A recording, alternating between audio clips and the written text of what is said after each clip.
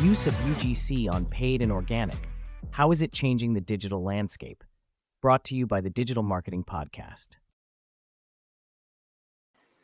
Hello everyone. Welcome to a new episode of the Digital Marketing Podcast. Today we have a cold Alex. It's full winter in South Africa. Alex, other than the cold, how have you been? Very good. And I mean, I managed to see the other side of the world as well. So I've had a couple of weeks of summer as well in Sweden. You went home to Sweden, yeah? You had a Swedish summer.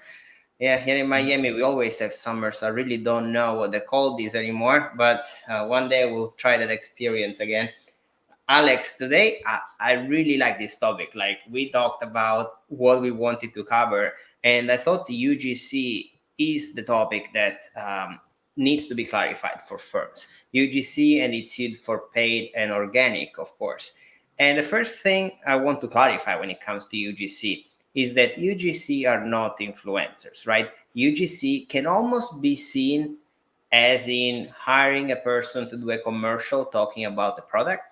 UGC creators do not post their content on their own profiles. This content is created to be used by brands and to promote their firm. Now, of course, there are two types of UGCs. There are real customers that you can quote unquote hire to do a product review, or there are people that create content as if almost they were your customers, but that explains better what the product is about. Now, with that said, go ahead, Alex. And the third one, would actually be someone that is employed behind the scenes. Fair enough. Like really, because I think like we're on to the topic of authenticity. Yeah. No, that makes total sense. And Alex, the first thing that I want to demystify here is people think that UGC is great for paid advertising, but paid advertising is the last thing I want to focus on. I think UGCs are great for organic because they give an opportunity to write an article. They give the page a much better engagement. In your experience, Alex, how much more effective do you think it is to create content based on an UGC as opposed to just, for example, writing an article about a product or a service? I mean, I think you can, there's sort of the element, I think, like maybe starting from sort of some academia. If one wants to go to market, a good, clear sort of way of doing so could be with user-generated content. It could be cheap and effective, and therefore you can actually get people to write it on your behalf, users. I mean, a company that's been a lot in the media but did this very successfully very early was HubSpot. You'd be able to find HubSpot articles everywhere about on any topic there is, and most of these articles haven't been written by people working at HubSpot. It's crazy. And the current play that I think we all see today about user-generated content is LinkedIn. Had you been invited as a specific specialist to contribute to a specific post to refine that? That's user-generated content, and they put a play onto that, and it's actually to get and they're indexing that content.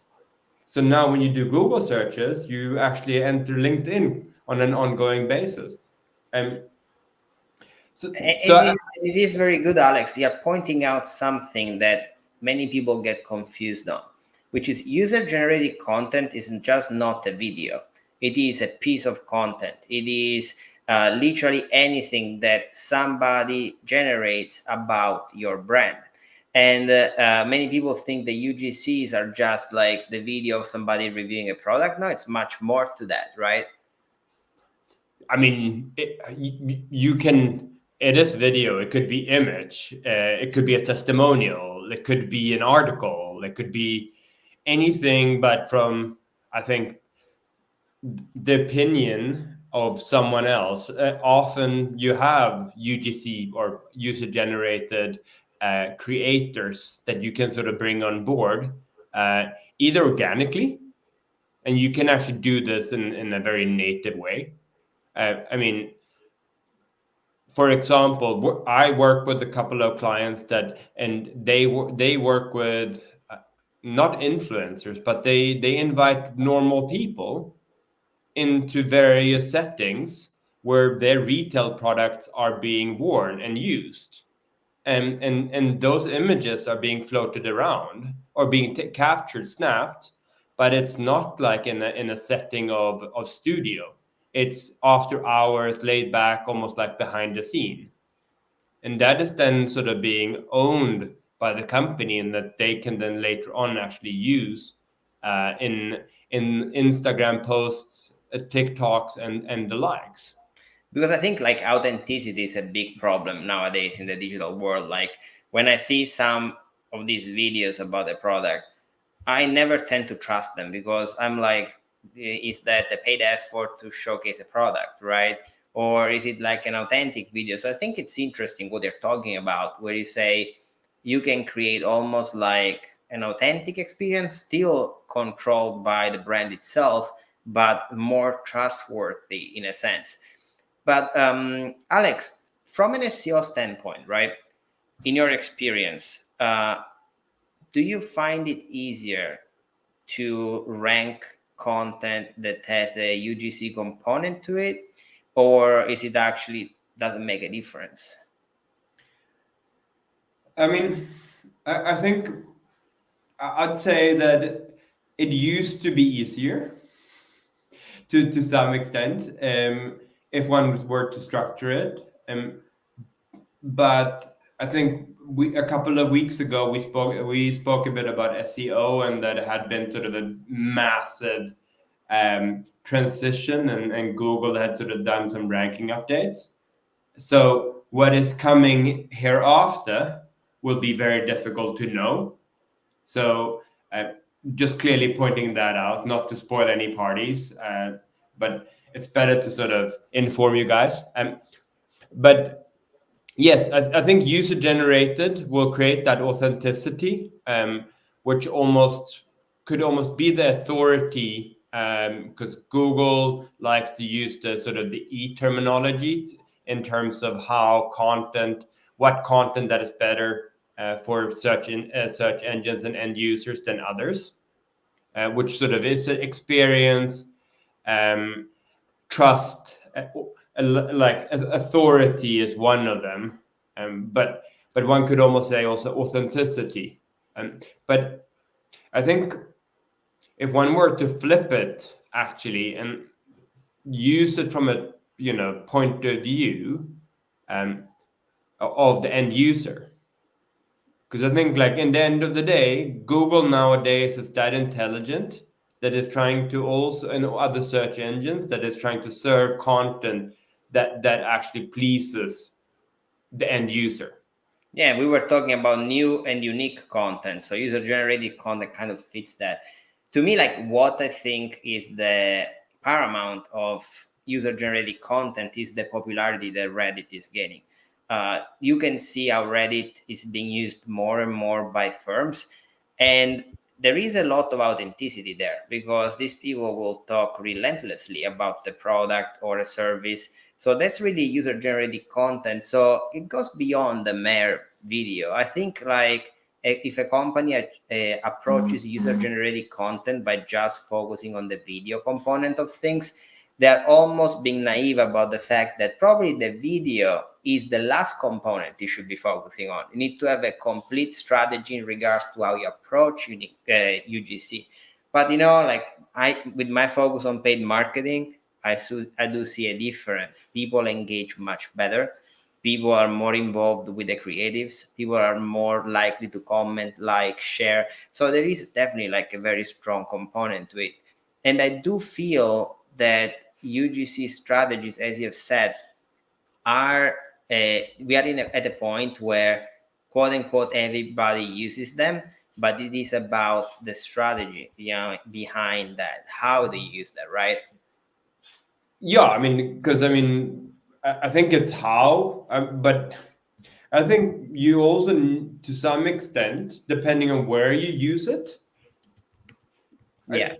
it, you know, TikTok has different like rules of engagement than Instagram, to Facebook, to other channels, and therefore you need to almost play according to those. So if you're going to use that, if you're going to syndicate sort of that type of content, and that's part of sort of your strategy and tactics, you can't use that same logic across all the channels. You need to edit and make sure that it's applicable for each individual. I mean, you could be engaging on Reddit too, but it's similar. If you aren't authentic in terms of sort of your thoughts, opinions, and so forth, you will be voted down. People No, will tell you that they won't like you. fair enough. And No, I agree. I mean, it's insane, I mean, I actually I saw a graph on Reddit, like on the note of Reddit, because Reddit can be considered helpful content, which is also in today's world ranking a lot higher than other content.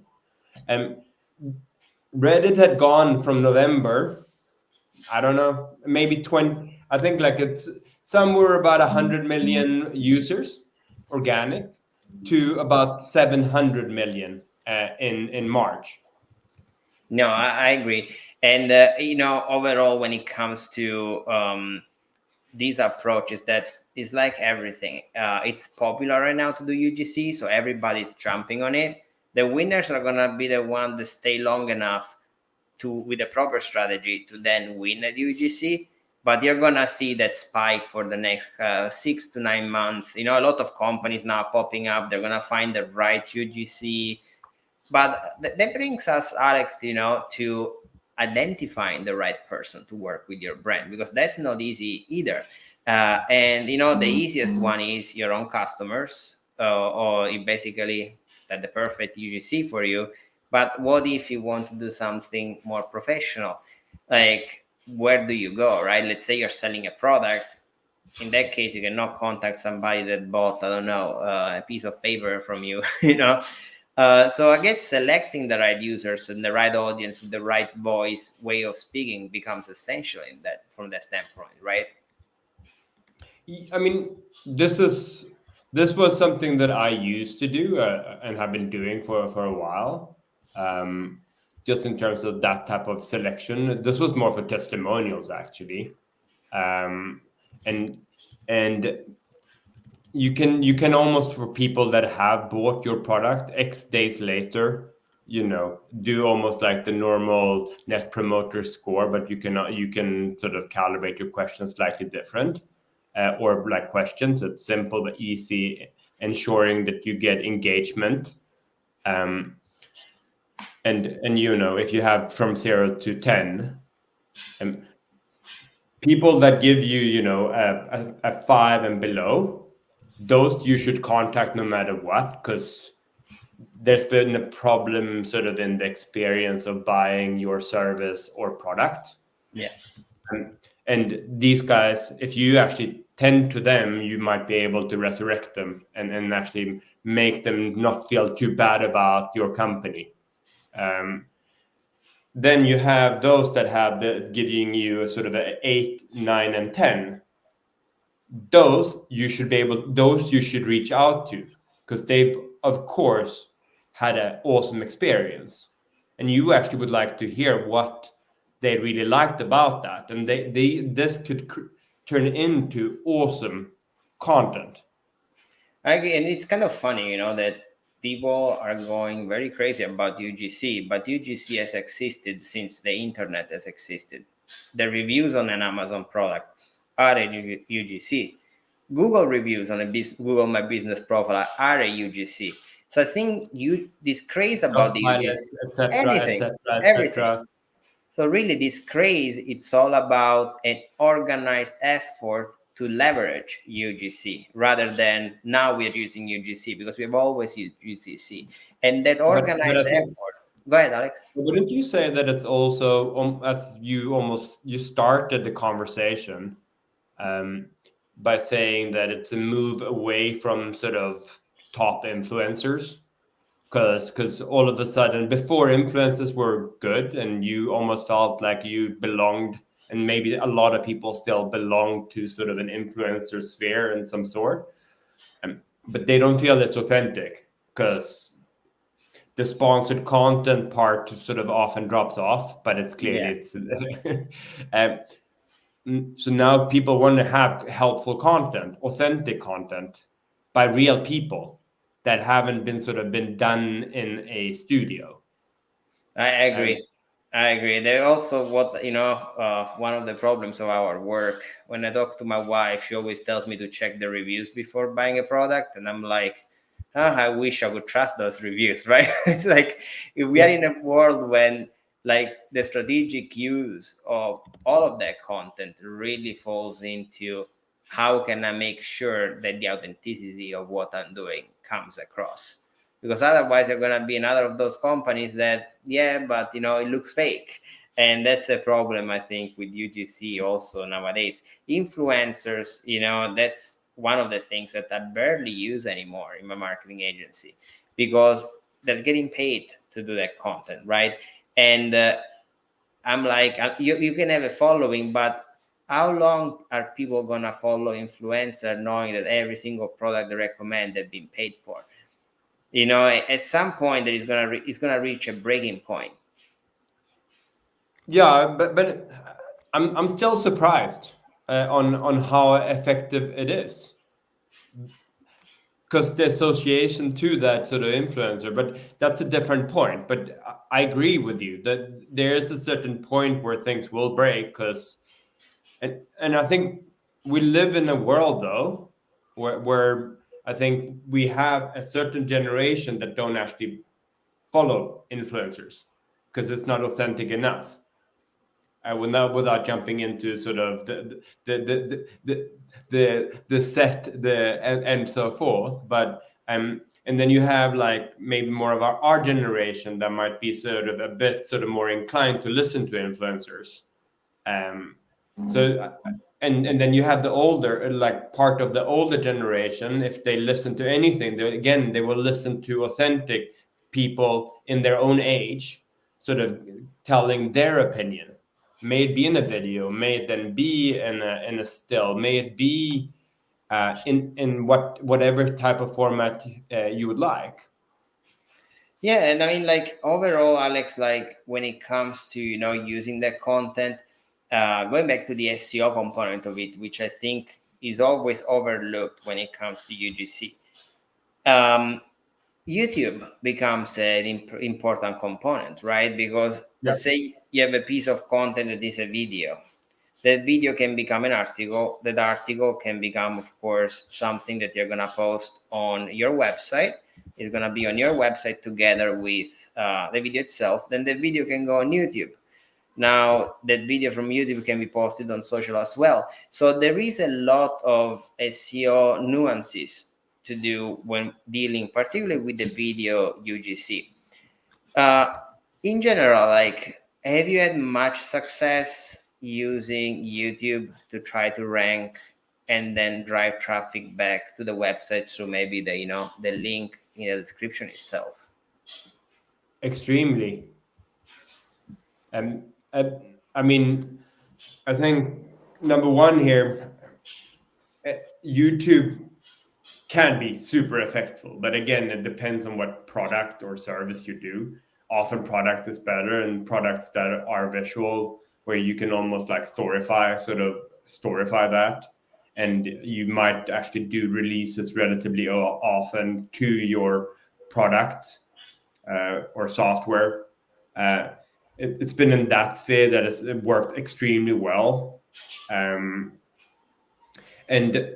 then you have an element which I guess not everyone is familiar with, but you can SEO your content on YouTube.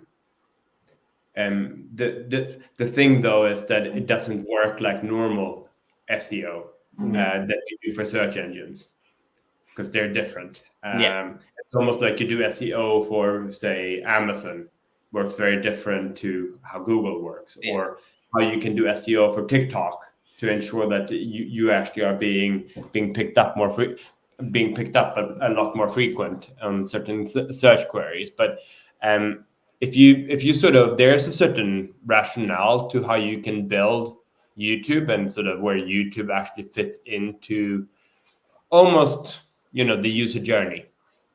But then also how it sort of comes back, so you can create awareness with the help of that, a bit of consideration, but then also you can constantly use that for engagement.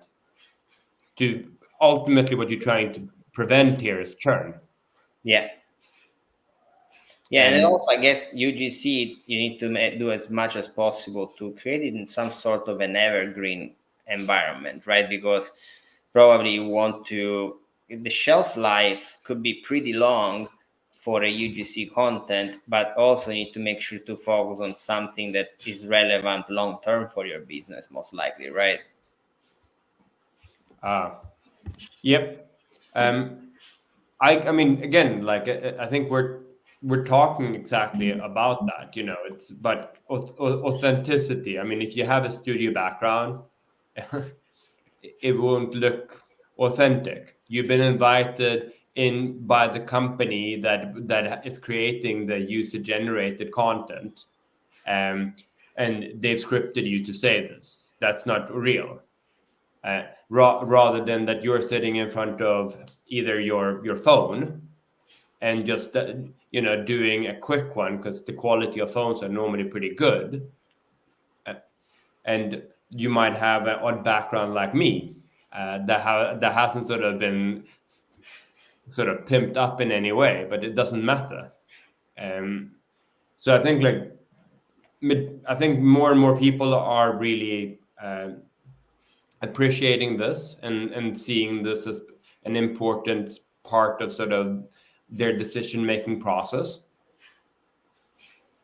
Yeah, like I mean, to me, the what I'm trying to work on a personal level is to try to figure out for my clients what is the most authentic way I can bring user generated content in front of new perspective clients.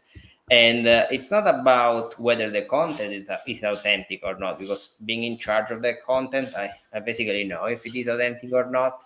But how do you navigate the jungle that is out there in the World Wide Web and figure out a way to have a communication strategy that let user understand this content as authentic, that lets them perceive it as authentic? So one of the things that I found very useful is unedited videos. So for example, I'm working with a client that they have customers sending them video reviews of their products. As you can imagine, those videos, they have a lot of imperfections, Yeah. and sometimes the camera is weirded. So most of the times what they used to do was to just simply edit this video and remove maybe elements where the quality of the video wasn't good. To me, I was like, why would you do that? Why don't you leave the video that the customer is sending you with all the imperfections that it comes with? Because in that case, that's actually a component that makes that video believable, because they're not putting logos all of a sudden, filters, or maybe superimpose images whenever there is a part of the video that maybe they're switching the direction of the camera. So I found that to be very effective for me. In addition to that, what I found to be very effective is when for this company, whenever they submit a video review, I always ask them, is it okay to link to your social, your photo? And I want people to be able to be like, okay, let me see if this is real. And then they see a totally normal person that is real that use our product. So this is one of the strategies I'm working on. I'm also trying to use those videos to have people write articles, and those articles are going to be about the pro and cons that the person is evaluating in the review. So the review fits in with the content, and the content is going to sound authentic because there is an authentic piece of content supporting what you're saying. So that's what I'm trying to do. I don't know if you have any other strategies that you're using to address the authenticity problem. I mean, I think, like, there's like the element. I mean, we're trying to advise some clients that to work more in the effectiveness of like similarity what we said, like selling more sunglasses. But you can't just push more and more on Google Shopping for the sake of that. You need to sort of create that authenticity. You need to create that through social media channels, especially if you launched a new brand on a new market, which is unknown, globally well known, but locally unknown. So that's an example where there are happening things offline. There's a mix of uh, sort of employee sort of created content behind the scenes, but then direct real content created by those that are engaging with sort of, in this particular case, sunglasses. So, and because the end goal here was social media and Instagram specifically, because reels and stories are real. You can get a lot of that value back on that, and it's proven directly actually in how the paid campaigns are going. It's a direct return on the investment. The authenticity sort of being communicated via earned social channels by created awesome content that is authentic and pays directly off on the pay channels. Because all of a sudden there's a human bond in between those two, which is pretty cool. But then on top of that, yes, I mean, in similarity to yourself, I mean, content still are being searched after, content is still being indexed by Google from an organic point of view. And we're bringing it a lot closer to heart when content is being written. And similar to yourself, either we're sort of having someone within the company, a user, writing that actually can be considered authoritative in that domain because they've worked, built, being participating in that, or we're actually engaging directly with clients.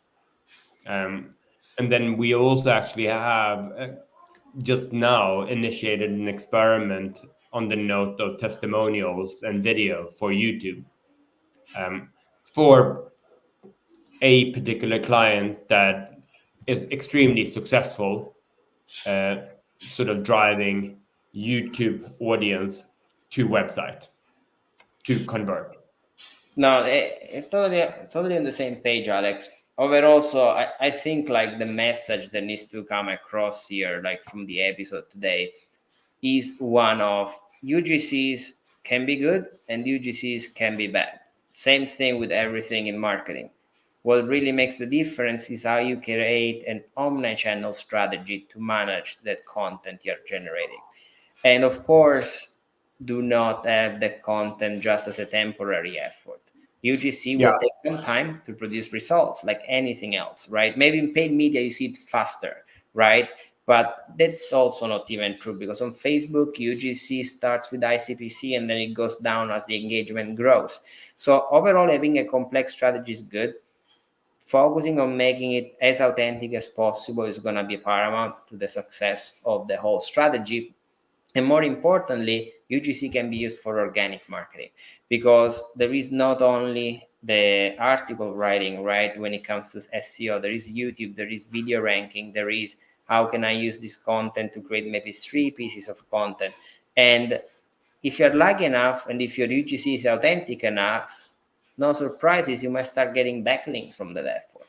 Because with the whole Reddit extravaganza nowadays, people are going to start linking to you. So it's all about a plan well executed, but omni-channel, I would say, right? Um, exactly. But I think we're still. I think when the word plan is being used in strategy, I think we're almost making a chicken out of a feather. I Yeah. think both you and I are very tactical individuals that like to experiment. we might run an experiment that is a bit longer than, say, a week. So if we're going to do this like user-generated content sort of drive, you need to give it suffice amount of time. And I would even like to say that 3 months is not long enough. You need to at least give it 6 months to actually to sort of already up front decide what is success sort of defined to you. But then you also need to you actually need to run it. You need to run it all the way through. But you also need to have an execution plan, because having awesome user generated content sort of for the first 2 weeks is not enough. No, I agree, and I feel like that's a very strong message to come across. But Alex, I know we are also running short of time. We like to keep this short so people can get back to their work. I just would like to take the chance to, first of all, thank everybody that attended today. I know everybody has busy schedules, but I also want to remind everybody there is another episode coming up in a couple of weeks. You guys can find the episode on LinkedIn. You can register to it. But Alex, also thank you so much for joining today. Any last thoughts? No, I mean, I would love to hear in the thread below, if you're on LinkedIn or in any other of the platforms, your experiences. What has worked? What has utterly failed? Because I think we don't speak about those enough. Oh, that's a very good point, Alex. But yeah, I would love to hear more from you guys. User generated content, you guys know, eh? Yeah, it's a fun topic, man. It's a fun topic. But thank you so much again, everyone. Thank you Thank for you. joining us, and have a good rest of your Friday. Have a Bye-bye. good one. Ciao.